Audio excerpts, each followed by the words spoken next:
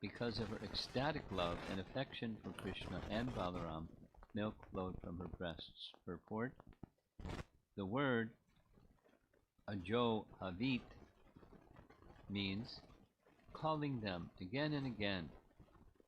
Krishna and Balaram, she called. Please wait for your lunch. You have played sufficiently. Come back. That's Prabhupada's purport. And similar very short purports from our acharyas. This is Vishwanath writes, she began to call repeatedly, Aho, Vajit, Ajo Havit. She called from far off because she feared that if she came too close, they would run away. And Sanatan Goswami writes, her heart, overcome with indescribable affection, she called out many times, Ati Velam, to Krishna, who was playing with the boys. She called to Krishna, her son, and Balaram, his elder brother, because it was getting late. Seeing him with Balaram sa grajam, she called out. And then text 15, again, short purports. Mother Yasoda said, my dear Krishna, lotus-eyed Krishna, come here and drink the milk of my breast, my dear darling. You must be very tired because of hunger and fatigue of playing so long. There is no need to play any more. Vishwanath writes, she repeated several times his name from far off so that he would hear. So that the Sanskrit is Krishna, Krishnada Vindaksha, Tata Ehi Stanam Piba. Jiva Goswami writes, she repeatedly called him so he could hear from far away and also to reveal her obstinacy. She called with affection, O lotus-eyed boy, to make him come quickly. Though she was actually afraid for their safety, she said that they must be tired and hungry, since she was worried about telling anything inauspicious to them, like danger from demons. She thought that Balaram would bring him by force, since he followed her orders. Thus she called Balaram. And Jiva Goswami comments in Priti Sandarbha. Priti Sandarbha? You know what it is? I should explain, yes? One of the commentaries that Jiva Goswami wrote was the 6 Sandarbhas. And it's a commentary on the Bhagavatam that's by topic. And the final topic is Priti. So there's Sambandha Abhideya and Prayojana. You're familiar with those terms, right? Yes? Yes? So this is the Prayojana. So in ISKCON, we're used to calling that Prema Prayojana. And Jiva Goswami likes the word Priti. So it's the section of his commentary on the Bhagavatam that focuses on the mature stage of love of God, called Priti Sandarbha. And in this particular commentary, he's using verses of this section to explain Rupa Goswami's language about prema. In Rupa Goswami's Bhakti Rasamrita Sindhu, or Nectar Devotion, it's Sadhana Bhakti, Bhava Bhakti, and Prema Bhakti. So on the Prema Bhakti side, there's terminologies, like Anubhava is mentioned here. So Anubhava, in Nectar Devotion, it's subsequent ecstasy. So Anubhava, subsequent ecstasy. Jiva Goswami writes, giving beneficial instruction is an anubhava. parental affection, right? You give instructions. The mother and father give instructions to a child, and they derive happiness giving instructions to their child. And when that's in relation to Krishna, that's an anubhava of vatsalya rasa. So here's an example of the affection of parental affection, or the subsequent ecstasy of parental affection, giving beneficial instruction. Quote, "My dear son Krishna, lotus-eyed Krishna, come here and drink the milk of my breast, my dear darling. You must be very tired because of hunger and the fatigue of playing so long. There's no need to play any longer." Okay, so now we're going on to the next verse. We've covered 2 so far. This is 16. My dear Baladev, best of our family, please come immediately with your younger brother, Krishna. You both ate in the morning, and now you ought to eat something more. She's kind of upping the ante. She's now directly saying, Balaram, bring Krishna. She addressed Balaram as the son of the dynasty so that Krishna would come quickly out of envy. She's using psychology. Parents do that. It's okay. It can also be an address to Balaram. That's the best of our dynasty. It can also be an address to Krishna.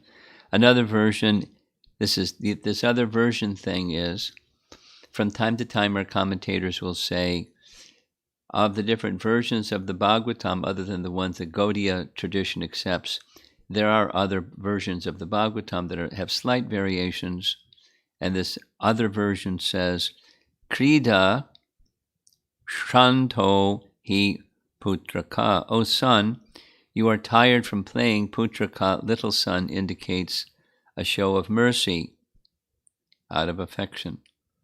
Putra is son and Putraka is diminutive. Little boy. Text 17. Nanda Maharaj, the king of Vraja, is now waiting to eat. Oh, my dear son Balaram, he's waiting for you. Therefore come back to please us. All the boys playing with you and Krishna should now go to their homes. Purport. It appears that Nanda Maharaj regularly took his food with his 2 sons, Krishna and Balaram. Yasoda told the boys, now, the other boys, you should go to your homes. Father and son generally sit together, so Mother Yasoda requested Krishna and Balaram to return, and she advised the other boys to go home, so that their parents would not have to wait for them. Vishwanath writes, that was Prabhupada's. Quote, your father is sitting, but without you he cannot eat. Why are you giving your father hunger pangs? All you boys should go to your houses. Your parents are also in difficulty like us. Please make them happy. She said all this to stop them from playing. And Jiva Goswami writes, oh, descendant of Dasharha, Nanda, thinking highly of you as the son of his friend, will not eat without you. Make Rohini and myself happy. Or make Nanda and myself happy. Seeing Balaram absorbed in playing out of prema for Krishna, who was attached to playing, she ordered the other boys to go home. She did not mention the individual homes of the other boys, sva graheshu, because she spoke quickly. Seeing the other boys did not go home because of their affection for Krishna, she falsely called him for a special reason. That's this Nanda's not going to eat without you coming. And then finally, this Mother Yasoda further told Krishna, "My dear son, because of playing all day, your body has become covered with dust and sand. Therefore, come back, take your bath, and cleanse yourself." Here comes another trick. "Today the moon is conjoined with the auspicious star of your birth. Therefore, be pure and give cows in charity to the Brahmanas." This is Janma Riksham, the auspicious star of your birth. Purport by Srila Prabhupada. It is the custom of Vedic culture that whenever there is any auspicious ceremony, one should give valuable cows in charity to the Brahmanas. Therefore, Mother Yasoda requested Krishna, quote, "Instead of being enthusiastic in playing, now please come and be enthusiastic in charity," unquote. Yagyadana tapak karma na tyajam karyam eva tat, as advised in Bhagavad Gita 18.5. Sacrifice, charity, and austerity should never be given up. Yagyodhanam tapash chaiva pavinani manishinam. Even if one is very much advanced in spiritual life, one should not give up these three duties. To observe one's birthday ceremony, one should do something in terms of one of these three items: yagya, dana, or tapa, or all three of them altogether.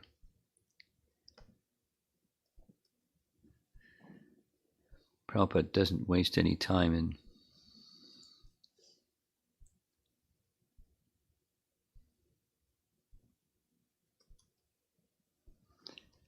taking the opportunity to present Bhagavad Gita and these basic points. Vishwanath writes, he still did not come. In order to make him give up his enthusiasm for playing, she tried to kindle his enthusiasm in giving charity.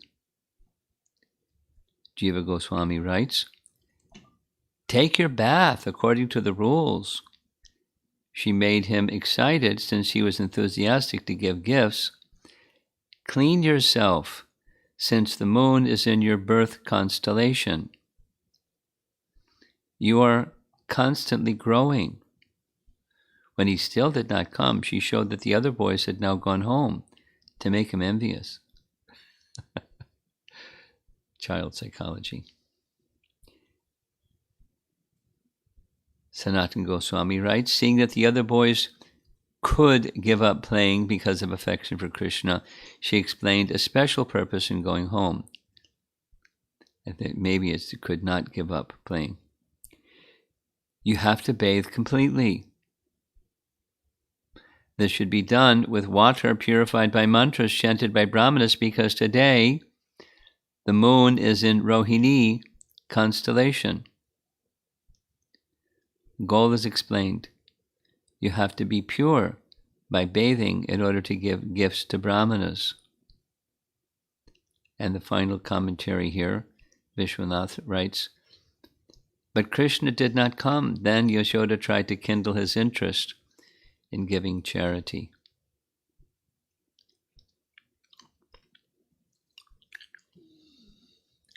Now there's the purports are not extensive because it's not so much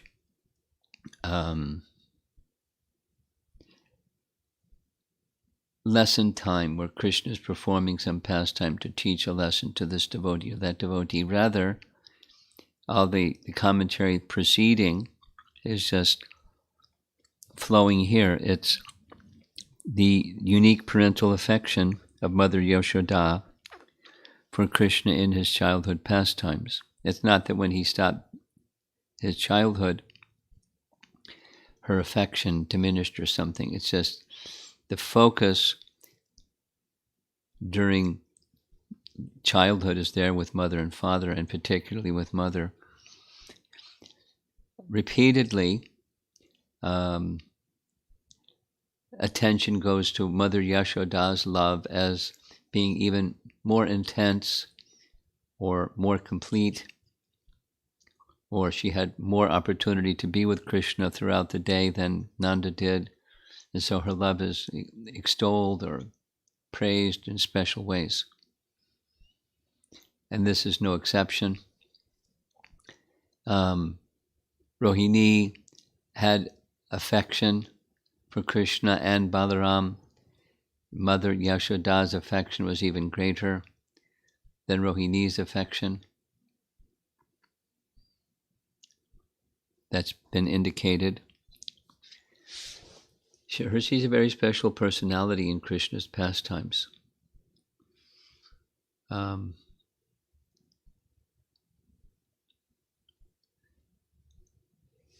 Here's a detail that comes from, I forget which of our acharyas.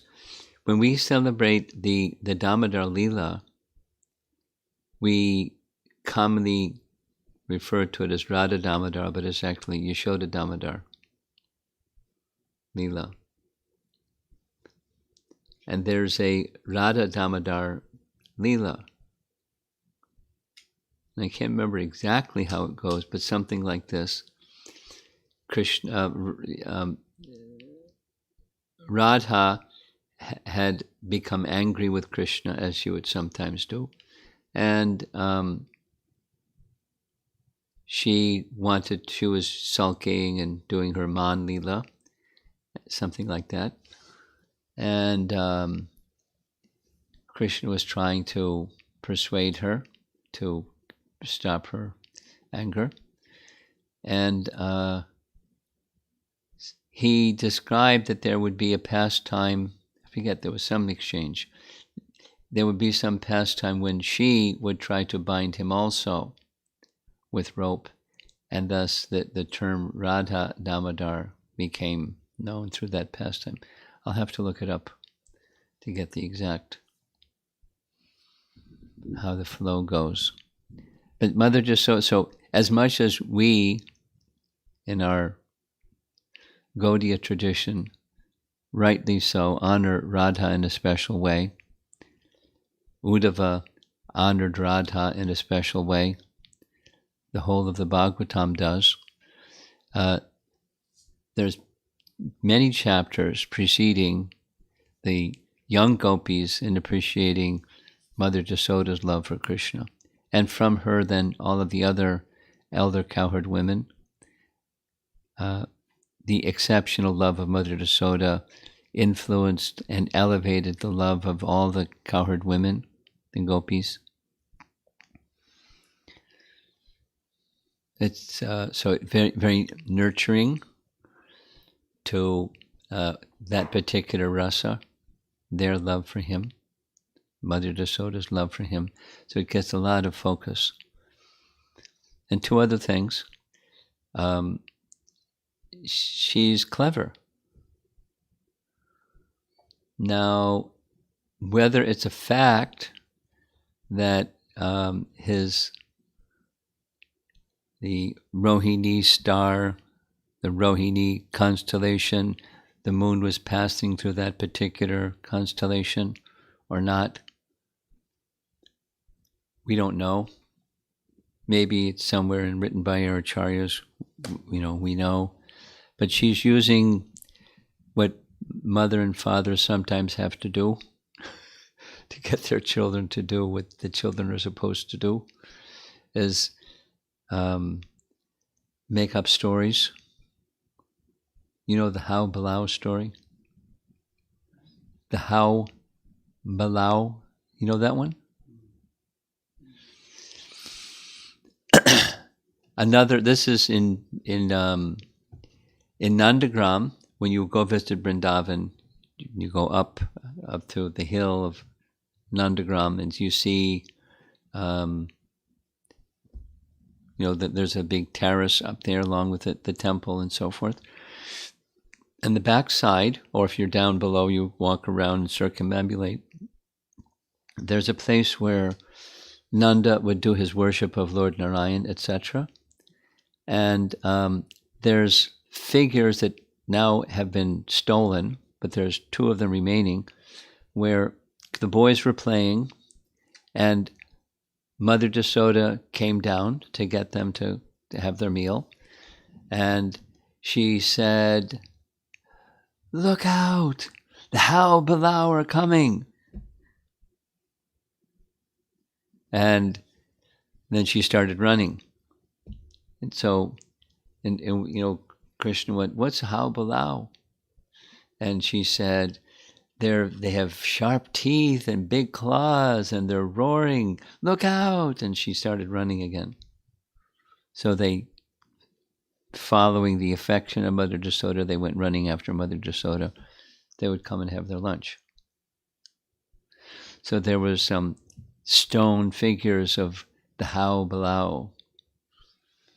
It's one of the pastimes. Now it's not in the Bhagavatam, but it's one of the local stories.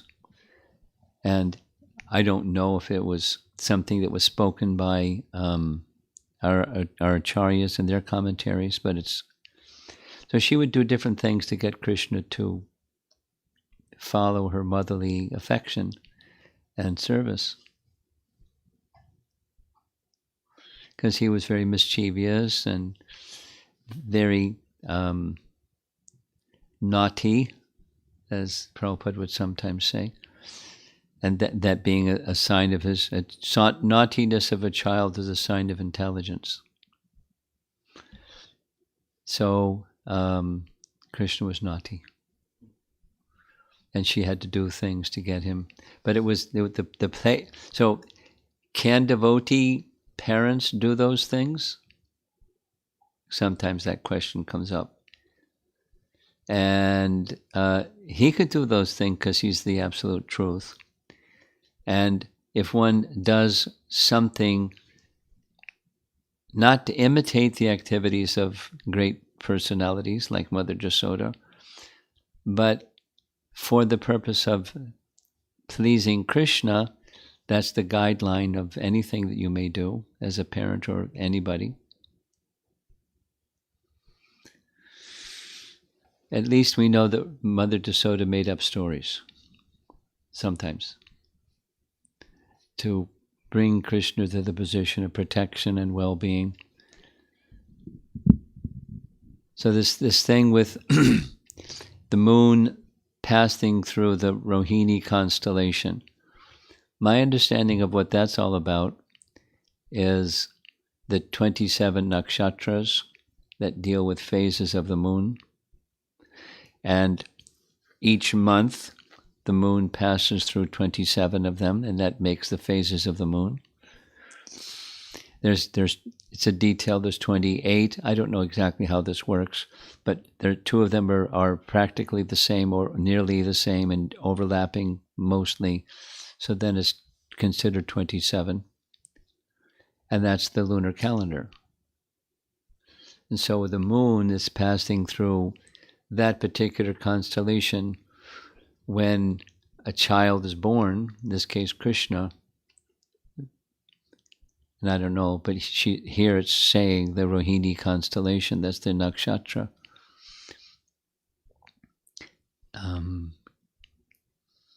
Then that's an auspicious occasion. It's not his birthday, but it's the sun passing through the same constellation as his birthday. So come back and give charity, because she knew that he liked to do charity.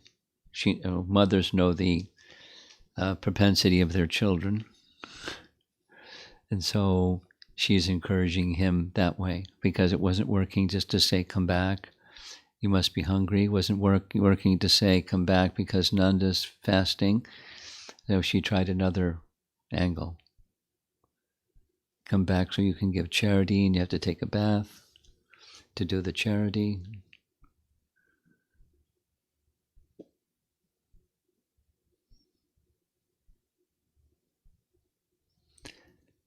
See, even if you're Mother Yasoda, parenting's an issue.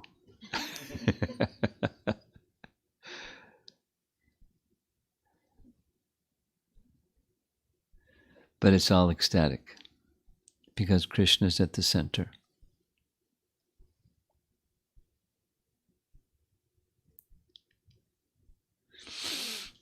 So let's see if there's any comments or questions. And what we've been doing, I should have said this at the beginning, the persons that are attending the class, the few of us, please have something to have us discuss a little bit so that the online people can send their questions in.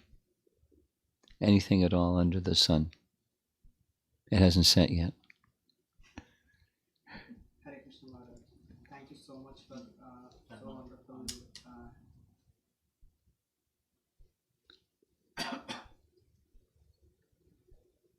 Hare Krishna Maharaj. Thank you so much for the wonderful class. Last so many classes I've been hearing the childhood pastimes of Krishna, and it actually has helping me a lot in my chanting. Really? In the sense, how is it helping your chanting? Yeah, I really have a hard time in chanting my 16 rounds because of that duration, like 1 hour 45 minutes. When I am chanting, my mind keep on yeah, going here we and there, discussed so this the last time I was with you. then I was in one of the lecture I heard, like we can, when we are chanting, if we can meditate on the pastimes of Krishna. So that is one way of improving our concentration, right? I don't know about that. So since then, I've been working on my chanting more by reminiscing all the pastimes of Krishna, and but sometimes I get carried away, like especially when it comes to the, when there are instances where my mind flickers and it goes to the Kurukshetra battle also. Suddenly, when I'm in and around, when I focus on the childhood pastimes, I'm pretty much focused. But sometimes I just carried away with those things. But is that the real way? How can I improve my chanting? Like, am I going in the right direction, or? It's really simple. Maybe too simple for some people. But when you're chanting, you're just doing one thing. Hearing and chanting. Mm-hmm. And if your mouth is doing one thing and your ear is not hearing what your mouth is doing, but your mind is somewhere else, that's neither the goal nor the process of attentive chanting. Because your mind is still somewhere. It's in the Krishna ballpark. That's good. But when you're chanting, it's chanting. Now, supposing when you're chanting and a thought of some activity of Krishna, pastime of Krishna, something comes. Not like throw it away, but stay focused on the sound of Krishna's name. That's the chanting that I've heard, not this other, something that will help your chanting as your mind goes to pastimes while your mouth is over here chanting. You want your mind to go to the sound. And the way for your mind to go to the sound is for your ear to go to the sound, then your mind can go to the sound. And because within the name is everything, then pastimes of Krishna, forms of Krishna may come to your mind. But your mind stays with the chanting because that's where. Now, the question that you're raising this time and previously is you have a hard time doing that. Yeah, just But this other is not the method to get to the place where you're absorbed in Mahamantra, thinking of pastimes of different places. thank you. It goes in sequence. Nama, Rupa, Guna, Lila. You've heard that before? Nama, Rupa, Guna, Lila. Nama, Rupa. So within the name is the form of the name. And one can realize the form of the name through the name. And then from the form of the name or form of Krishna, the qualities of Krishna. And then the qualities of Krishna, the pastimes of Krishna. All within the name. It's all revealed within, everything is within the name. Just as everything is within Krishna, everything is within the name of Krishna. Thank you, Maharaj. I was doing the last portion, but probably I should focus more on the Nama. Yeah, it's the sound. No, it doesn't, because you said it before and you're saying it again, it doesn't mean it'll all of a sudden become easy when it's not easy or hasn't been easy. But that's the assignment. That's our assignment. We're human beings. We like tasks and meeting challenging tasks and applying ourselves to.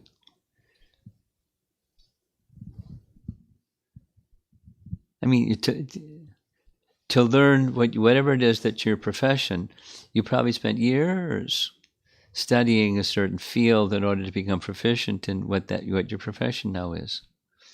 So it was a task a challenge that was given to you, and you met the challenge, and now you're performing. Chanting is, in principle, the same. The application is different. It's not a fruitive thing. It's a spiritual thing, but it's a task. That's the assignment. The ear hears the sound. The mouth makes the sound. And when the ear hears the sound, the mind becomes captured. The ear can subdue the mind. It's stronger. That's the Vedic, that's our system. And while it's not easy for you, doesn't mean it's easy for the next person. It's easy, it's the same assignment. Same task. And practice and practice and practice. So if thoughts of pastimes come, that's okay. Make sure your mind stays with the name. You do make your mind stay with the name. It's you hear the name. Hear the name. As soon as I imagine the Rupa, it just takes me to the past. But you stay with the name. It's within the name. It's not that by chanting the mind gets carried away. I mean, this isn't our process. The mind gets carried away to the form and the pastimes.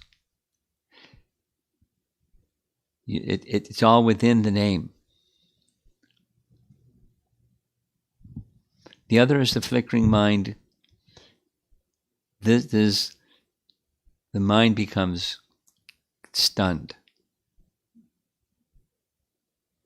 And the senses become inert through the name.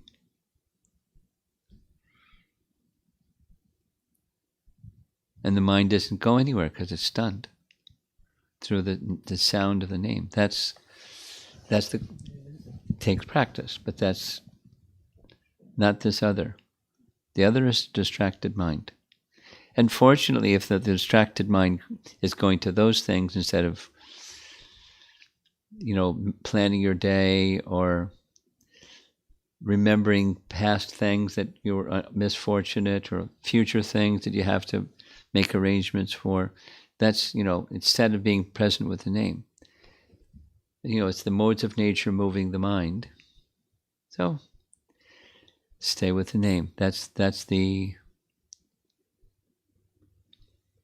our method. That's our process.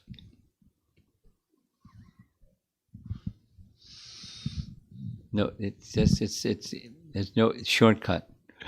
It's just the practice. Okay? Good luck.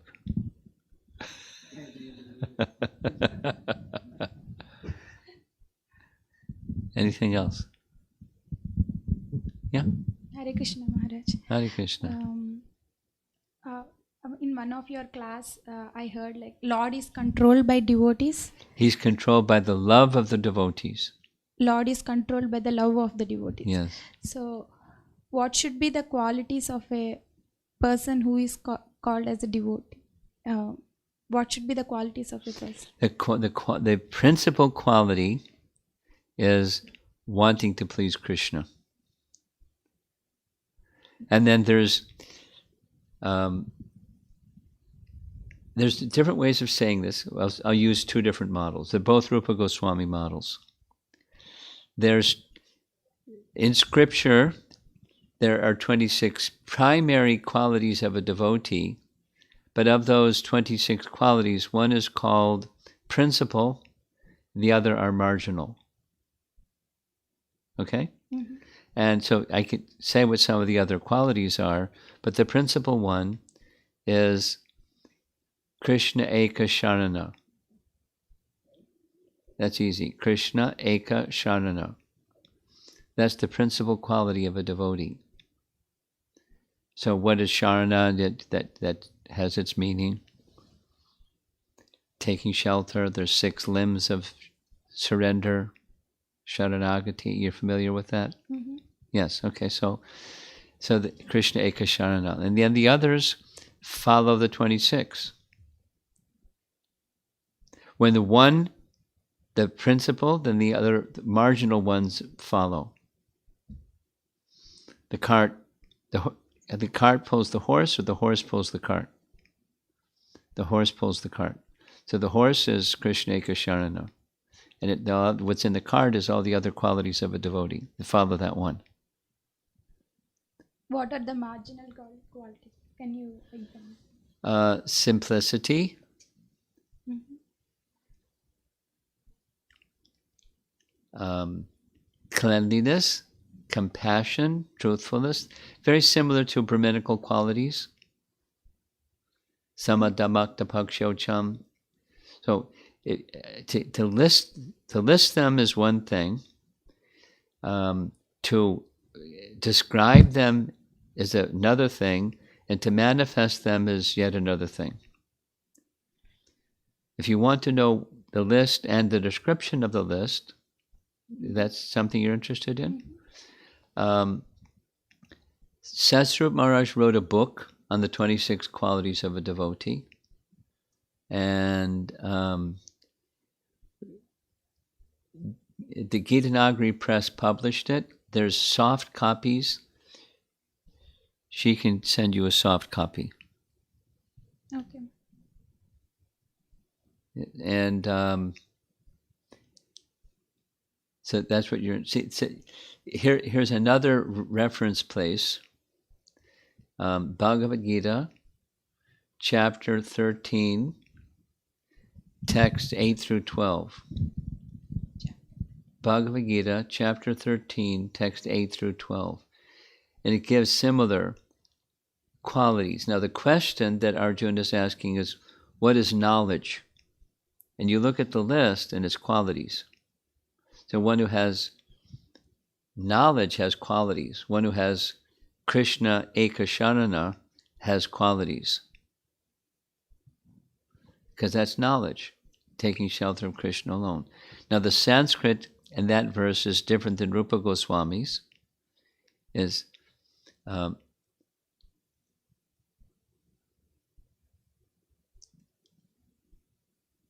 What's the Sanskrit? Bhaktir avyabhicharini. Mai chananya yogena bhaktir avyabhicharini. It's a little bit longer, but undivided devotion in principle. And that's the one quality from which all other qualities come. It's mama and she's got so many babies. All good qualities come when that one quality is there. Mai chananya yogina bhaktir avyabhicharini. And how does one get that one quality? That's a good question. You can find that in the purport, the very beginning, the first paragraph of the purport of those verses that your husband wrote down. It says how you get that one quality or how you strengthen it. And it's acharya upasana, taking shelter of the spiritual master. Rupa Goswami's language is slightly different, but it's the same principle.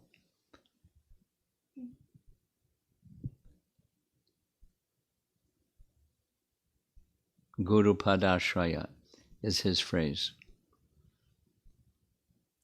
And then from that, all other qualities. So what the other qualities are, so you recognize who is one who has good qualities. Those are two reference sources to look at. There's more. In a very popular verse is Kapila Dev's teachings in Bhakti, Canto 3, Chapter 25, verse 25, 325, 25. I think it's 25. There's a list of the qualities of a devotee. Short list, but it's the essentials.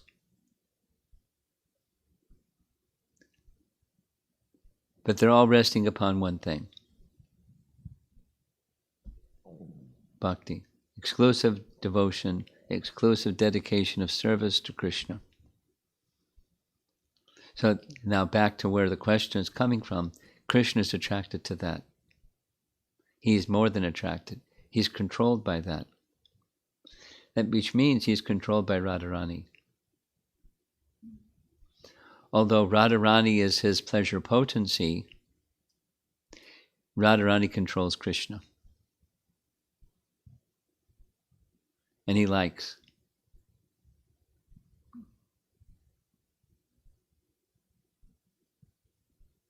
And Bhakti Devi is an expansion of Radha. So we say, Bhakti Devi ki jai. It's that Bhakti Devi that gives us the opportunity for devotional service, which is Radha's giving us access to Krishna through devotional service by her expansion, Bhakti Devi. So Krishna is attracted. Krishna is controlled by, depending upon the degree of focus of wanting to please Krishna. And that's at the heart of bhakti, wanting to please Krishna in ways that are following the predecessor perfected souls. Anukulyena Krishna Anushilanam. You know that verse, right? Rupa Goswami? The definition of bhakti? Anyabhilasha shunyam Jnana karmadya navratam Anukulyena Krishna Anushilanam. You've heard that before? Yes, ma'am. Okay. You can look that one up too. Write that one down. It's in the Bhagavad Gita purports. Sure. Thank you, ma'am. So that's what at the essence of bhakti. And you could say, what are some of the characteristics of that essence? Letting go of other things, particularly karma and gyan, fruitive activities, trying to become an enjoyer through fruitive activity. Let go. That's a quality. Trying to understand things by the power of speculation, you let go. Those are very strong tendencies in conditioned souls, but you let go. And you replace them, that tendency, with just this one. Krishna should be pleased. According to the vidhis of bhakti, we try to do that. And even if it means, controlling the mind when chanting your japa each day. It's just a vidhi. It's a regulation. We practiced, and it's actually on the soul platform. It's completely natural, and the unnatural is our diseased condition. So that's what we're struggling with: the disease of being infected by Maya.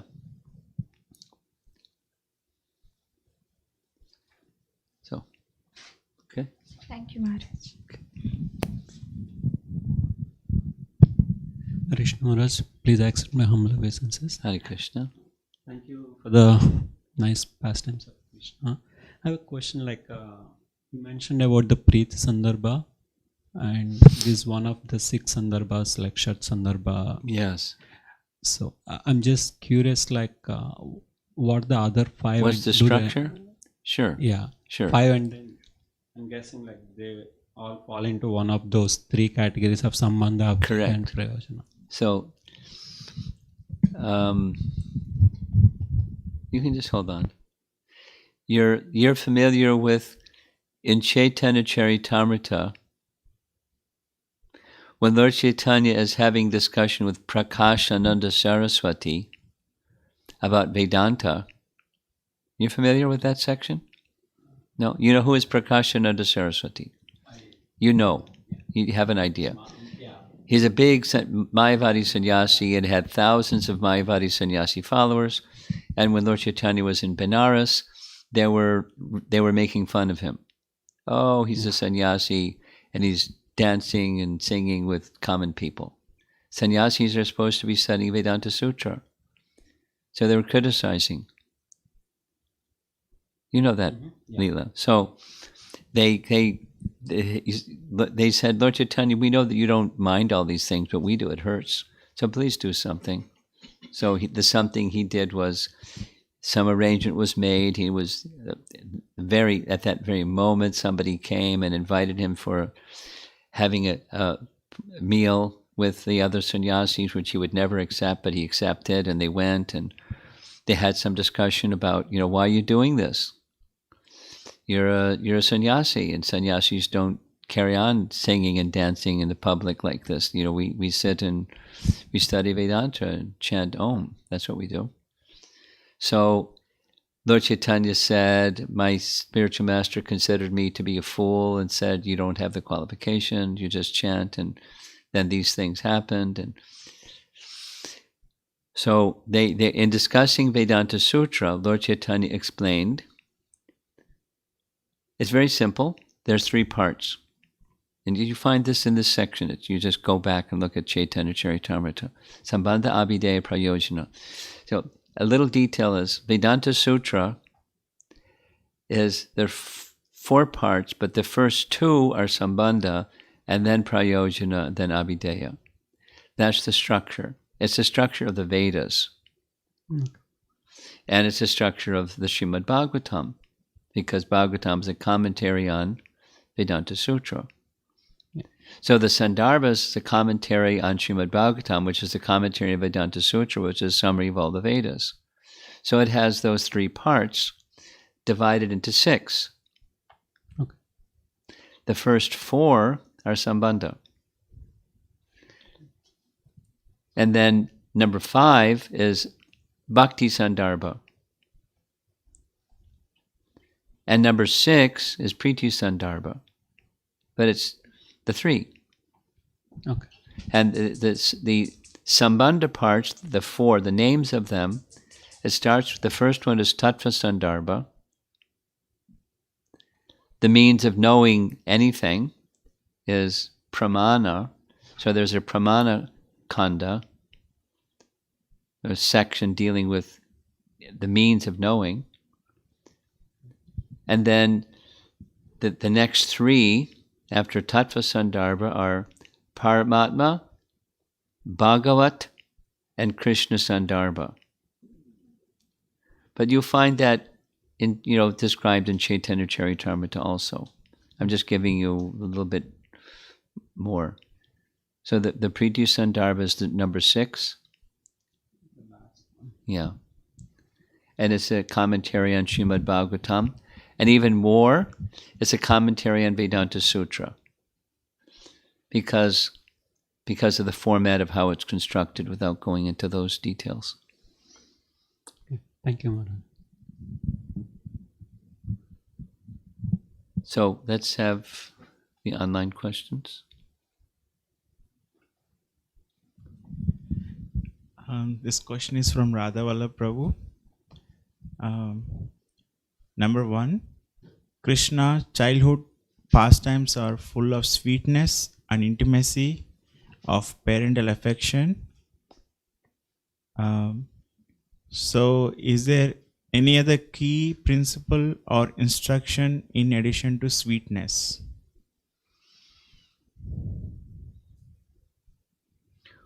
Well, everything is there. It's just there's emphasis on sweetness, and then there's varieties of that sweetness, and there's degrees of intensity of that sweetness, and there are different types of parental affection, like how Nanda relates, and how the other cowherd men relate, and how the other cowherd women, and so forth.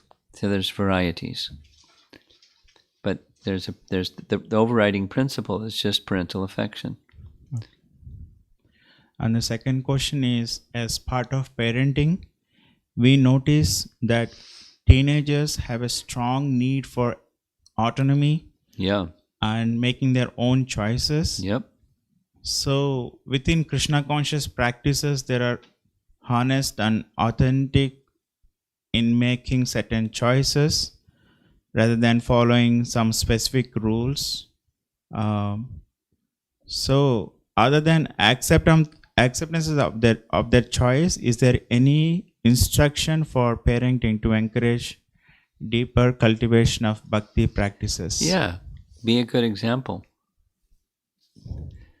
Make an atmosphere in the home such that it's exemplary. Just like if you want a good garden, you make an atmosphere in your garden so it's conducive. You sufficient water, and so pull the weeds and this and that, enough sunlight, not too much water. Just you make the conditions favorable. So make a favorable atmosphere in the home, and it starts within your own heart. But that there's before teenage, there's 13 years of getting that together. The incubation chamber for the child that then becomes a teenager. So the opportunity is pre-teenage more so than at teenage. And when it's teenage, you just continue the favorable example setting inside and outside. So this question is from Giri Voti Kota. He asks, in Bhagavatam Canto 2, Lord Krishna came in the form of son of Atri and Dattatreya. We don't hear childhood pastimes as Krishna's pastimes. So please explain. Yeah,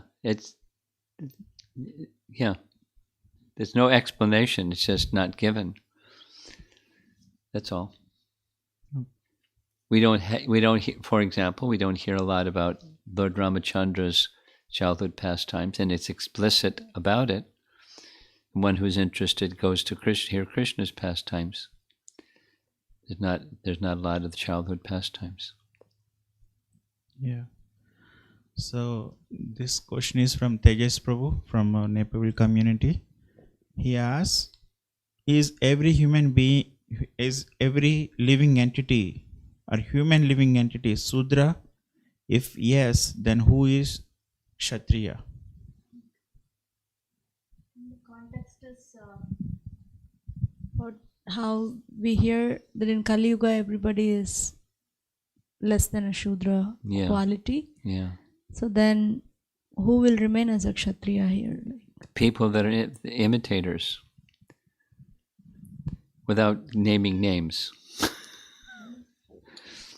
We have leaders that are taking that administrative role, but they don't have the quality of a Kshatriya, nor the training of a Kshatriya. I go. Good to see you again.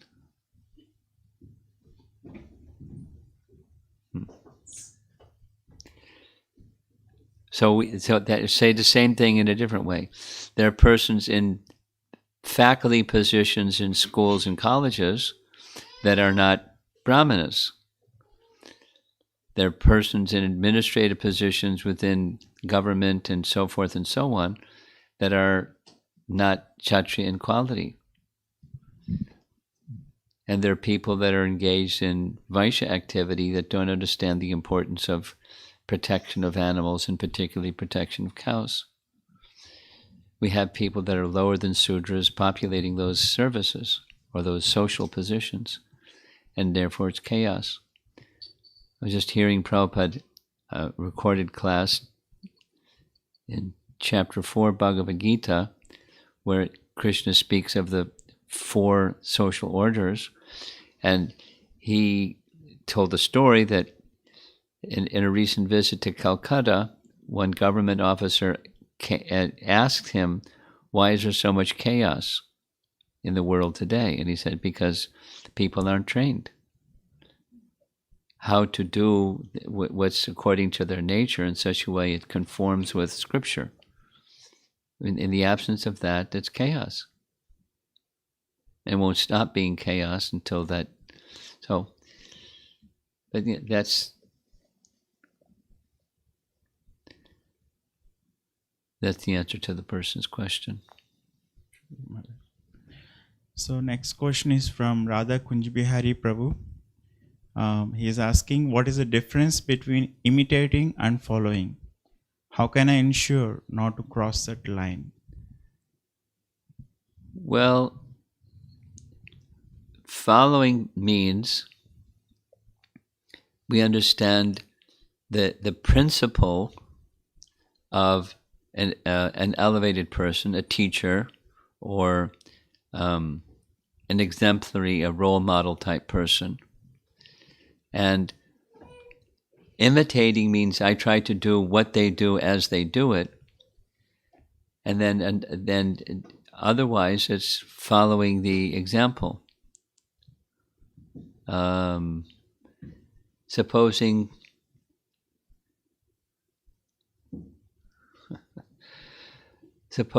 our, somebody, one of these boys over here wants to become a basketball player.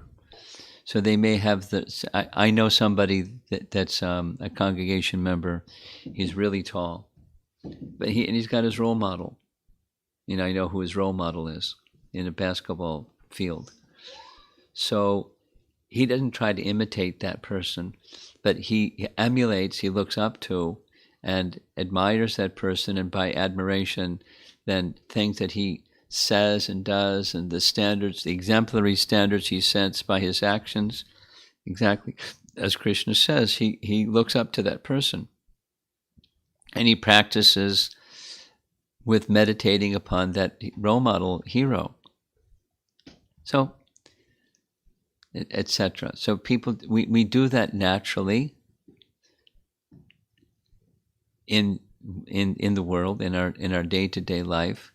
And spiritually speaking, the same applies to even materially speaking. You don't try to do what you'd hurt yourself if you tried to imitate our Olympic gymnast personalities. You wouldn't be able to do it. So you don't imitate, but the discipline and fundamentals, and you work on those things.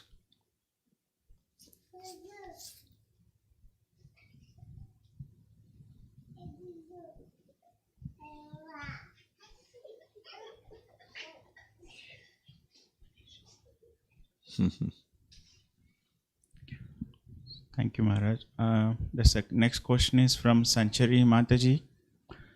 She says, I am realizing more and more that I have no idea who Krishna is. There is faith building through the effect I see it has on anyone who hears these pastimes and the implicit joy that it gives. I have a harder time seeing the effect of the internal cleansing that's happening to me. I'm not dejected by not knowing or feel discouraged by not feeling that Krishna magic taking place, but curious as to how we can gauge at what level our faith is in Krishna consciousness. Well, Bhaktivinoda Thakur, I like. In the example that he gives, it's really simple. I like things that are simple. On the one side, attraction for the temporary is fading. On the other side, attraction for devotional activity and specifically hearing and serving in a mood of wishing to be in service to Krishna and to Krishna's devotees, that's increasing. Specifically with attraction to hearing is increasing. Notpadayad yadi ratim shrama evahi kevalam. That verse.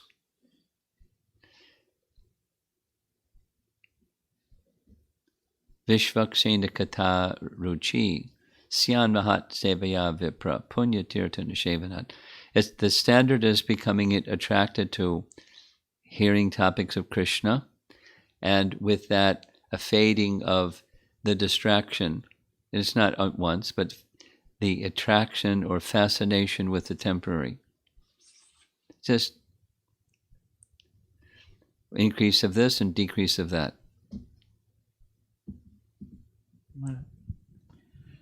So, next question is from Govinda Mohini Mataji.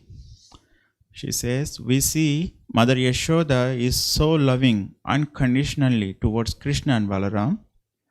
What can you do if you find yourself being dutiful towards your children but feel not necessarily loving? If that is not your nature to be expressive like that, though you love them. Well, each of us have our nature, and second is, so don't be harsh on yourself, and that you have motherly sensibility, that's affection, and you may be more expressive, less expressive than another, that's fine, that's just different personalities. And then the third point is that duty precedes love. That mode of goodness precedes transcendence.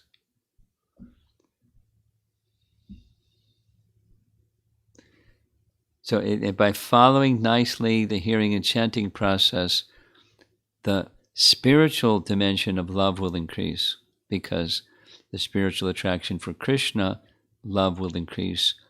And then that transcendental affection for family members will increase because of the affection for Krishna increasing.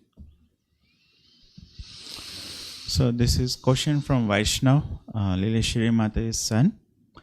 I read that Ganga purifies the upper, middle and lower planetary systems. How is Ganga purifying the demoniac people in the lower planetary systems? How to understand this? Can you please explain, Maharaj? How did it happen, or how to understand how it happens? How to understand how the demonic people in the lower. Well, because the Ganga systems. flows even down there, and he can read the descent of the Ganges. One place that's like really detailed, nicely explained, is Krishna Dharma's Ramayana. There's an appendix at the end that describes in detail the descent of the Ganges. It's part of what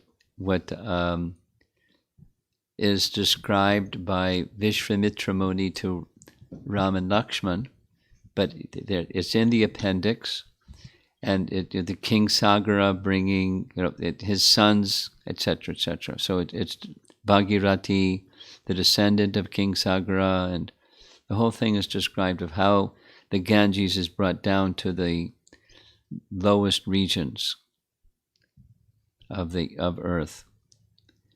Not the hellish planets, it's Patala. And when the Ganges flows, it purifies. So this question is from Rupa Mataji. We went yesterday. In the age of Kali, while you're trying to apply Krishna consciousness in social life and work life with Krishna in the center, there are times I have to deal with negativity from others. Yes. It may be due to jealousy, controlling factor, and competition, etc. Yes. Though my intentions are good for people or for work, what is the right way to process the negativity? Although I try to not take it to heart, it takes a while to let go of it from my system. Is that your negativity? I assume it means their negativity towards you, not your negativity towards the experience, or your heart feels disturbed or in turmoil or something because of the harshness or way in which they're dealing with you in the workplace, etc. So, I can give a short answer, but if you want a longer answer, listen to, and one of you two can send her the links with the react versus respond section of the Dhruva pastime, because when very hurtful things were said in a hurtful mood by his stepmother to Dhruva, he got into react mood instead of a respond mood, and his mother and Narada were helping him go to the respond mood. So how to do all of that is described in detail, but the principle is step back from, the nasty, the harsh, or whatever it is, the energy that's coming directed towards you, and go into a mode of goodness place and reflect on who you are. You're Krishna's servant, and what's the best way for you to be responsive to this circumstance. And there's some positive and there's some negative, do's and do nots, laid out in that section.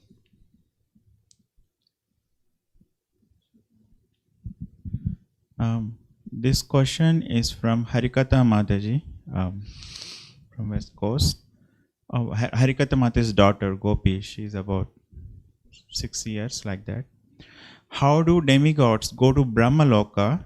To Brahma go to meet Vishnu? Well, the demigods have vimanas, means that they're airplanes, and they can go to see him. But it's a little technical, you have to listen carefully. Brahma has his principal abode that's at the very topmost part of the universe, Brahmaloka, and Brahma has presence in the heavenly realm at the top of Mount Sumeru. It's kind of like a summer home kind of thing, like meaning like what people that are wealthy have more than one home. So he has a home or a residential place where they can come and see him. It's at the top of Sumeru, and that's where they go. And then where they go to see Vishnu, Brahma goes and he brings the demigods. It's in the uppermost region of the heavenly realm. It's in Svetadweep or Dhruvaloka. That's where it is, within the universal structure or Vedic cosmology. So that's where they go to meet Vishnu. And they have access. So last 2 questions, or 3 questions, okay. This question is from Shamla Mataji. She's a comment. Please tell Maharaj how astonished I am to hear about how beloved story from Maharaj. Reminded my childhood. My mother used to tell this story. So typical of Brajavasis. It's a comment. Yeah. Anybody that's been around Vrindavan knows the How Balau story. And this question is from Shrida Prabhu from Singapore. Shrida Prabhu. You were mentioning about Acharya Upasana today. Can I kindly request you to elaborate on this and how I can do this and progress in my spiritual life? I didn't mention mantra upasana today. Acharya Upasana. Acharya upasana. Yeah. Okay. Well, you just read Bhagavad Gita. It's right in Bhagavad Gita, in that purport of 13, 8 through 12. And it's just center your life on fulfilling, to please Krishna. I know the standard of pleasing Krishna is that the spiritual master is pleased. That's how Krishna is pleased. So Krishna may be remote for my consciousness, but spiritual master is more approachable or accessible or approximate for my consciousness. And taking the instructions of the spiritual master and living by the instructions of the spiritual master, this is pleasing to Krishna. So that's what we do. That's Acharya Upasana. The Upasana is, the worship is just carry out the instructions. Making, is in Prabhupada's words, making the instructions of the spiritual master one's life and soul. That's mantra, Acharya Upasana.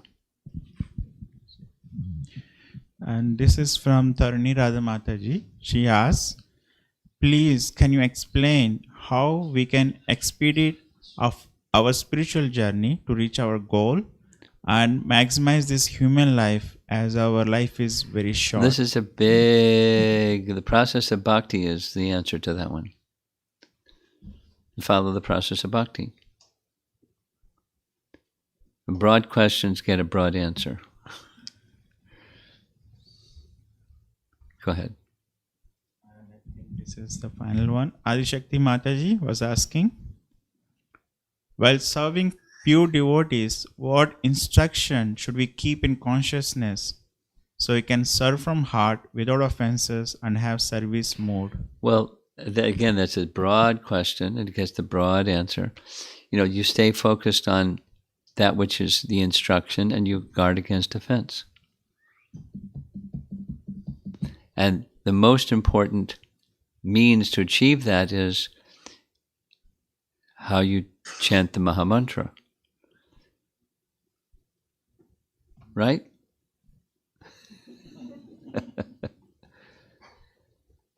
How you chant the Mahamantra. To achieve all of what this question is saying.